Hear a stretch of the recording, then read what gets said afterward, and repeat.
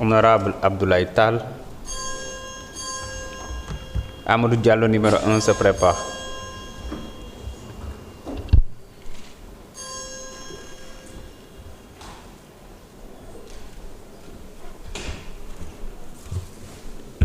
Salam alaikum wa rahmatullah. Monsieur le Président Manglay Niou, Monsieur le ministre des Finances et du Budget, Monsieur le ministre de l'Économie, chers collaborateurs des ministres.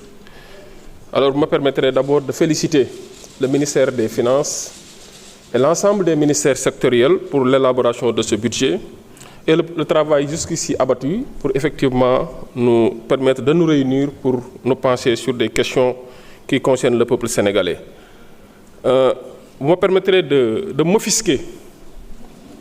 m'offusquer du comportement d'une certaine opposition, d'abord qui fuit les travaux en commission, parce que je trouve cela irresponsable, inadmissible, inacceptable d'avoir cette attitude de fuir les travaux quand c'est essentiel et de venir ici, devant les caméras, chercher le buzz pour après essayer de faire la une des journaux. Ça, c'est irresponsable. Avec une telle opposition qui a eu à plonger ce pays dans ce gouffre, c'est parce que vous avez plongé ce pays dans ces difficultés que vous devez avoir le courage de venir répondre aux questions, surtout d'actualité, parce que c'est des questions d'intérêt général.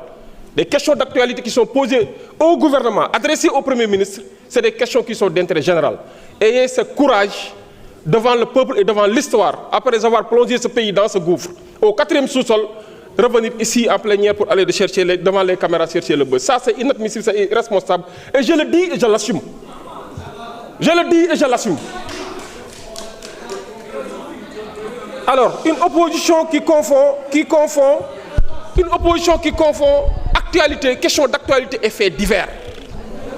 C'est parce qu'en réalité, lorsqu'ils étaient là, ils avaient l'habitude d'élaborer des lois au moindre fait divers. Au moindre fait divers. C'est parce que vous l'avez fait que vous ne pouvez pas venir ici répondre devant l'histoire et devant le peuple. Vous n'avez pas droit à la parole. Laissez notre collègue terminer. Souffrez en silence et laissez-moi parler. Alors, je m'offusque. Monsieur le ministre, il y a une préoccupation par rapport aux garanties de l'État sur certains investissements privés. Je m'explique. Je l'avais évoqué en commission devant le ministre de l'Économie. J'avais reçu l'information qu'à Sinthioumalem, la centrale solaire qu'on devait construire là-bas et qui concerne une initiative privée, une offre spontanée, se trouve être bloquée, alors que c'est un investissement qui ne demande qu'une garantie. Ce n'est pas un prêt de l'État. Est-ce que vous pouvez faire en sorte que ça soit décanté? Également, renforcer le budget de la Commission nationale des droits de l'homme. Parce qu'on ne peut pas, pour une question aussi importante de quête des droits et de promotion des droits de l'homme, on nous dit que le Sénégal est relégué en pays B, alors que là, sa place, son statut, c'était le A.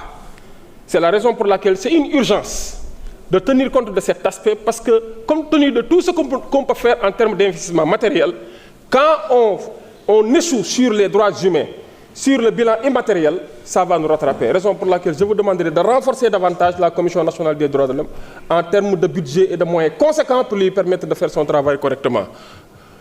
Si je termine, moi, nous avons les questions environnementales. La dernière fois, le ministre de l'Environnement, à Mbour, il y a des quartiers qui sont menacés de disparition à cause de la digue de protection qu'on a construite à Sali et qui protège l'hôtel Palme Beach. Je ne sais pas si vous avez l'habitude de mettre les pieds là-bas. Cette digue de protection a eu à créer une érosion côtière sans précédent et menace même la disparition de quartiers comme Sali Niakhal, Grand-Bourg, Golfe et Tefes, ainsi que d'autres quartiers sur la côte. Je pense que si vous pouvez sortir les moyens conséquents, comme vous l'avez fait à Sali avec l'hôtel Palme Beach, ériger des digues de protection va permettre à ces populations quand même de rester dans les quartiers, de ne pas fuir, mais demain éviter qu'ils soient des sinistrés. Je vous remercie de votre aimable attention. Merci beaucoup. Honorable. Honorable Amadou Diallo, numéro 1, vous avez la parole. Honorable Rocky Ndiaye se prépare.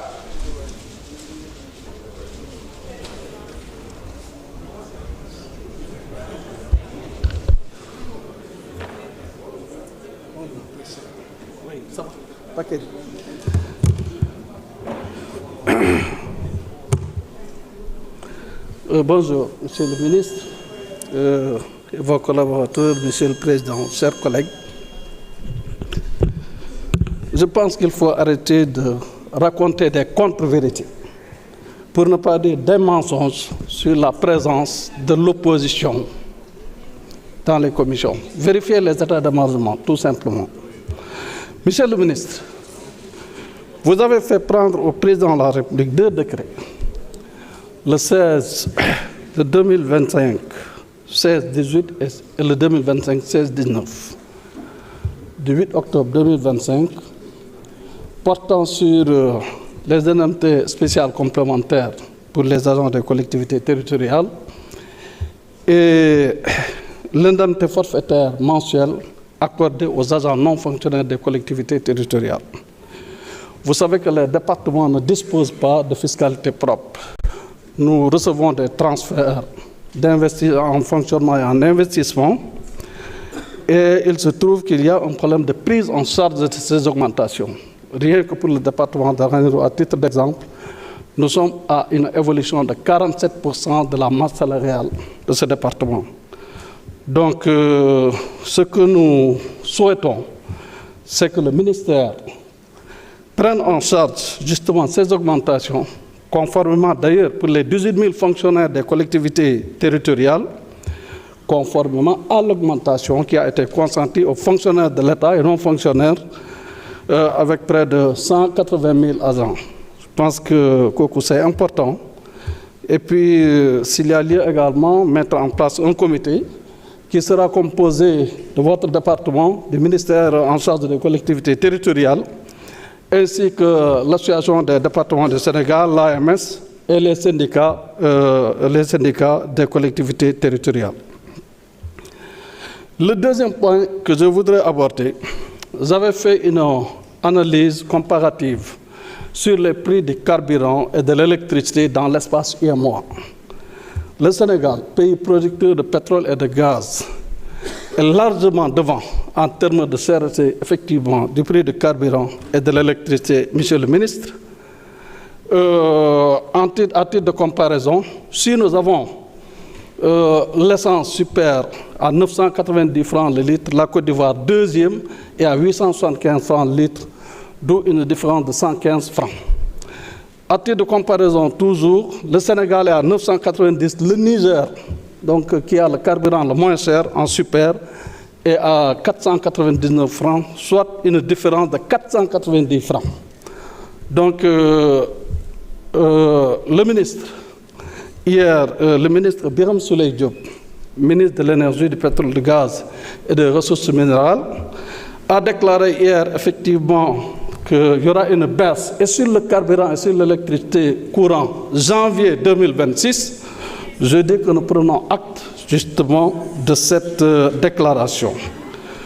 Le troisième point, Monsieur le ministre, c'est le rapport Forvis-Mazars.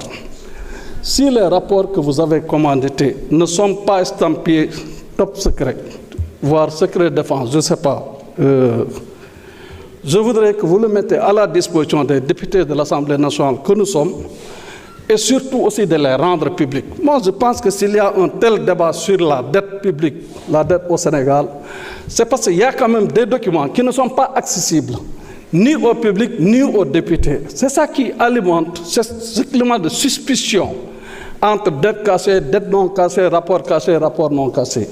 Vous publiez ce rapport, vous le mettez à la disposition de ceux qui doivent en avoir accès. Je pense que le problème peut être passé largement à mon avis. Et ça va justement arrêter toutes ces discussions.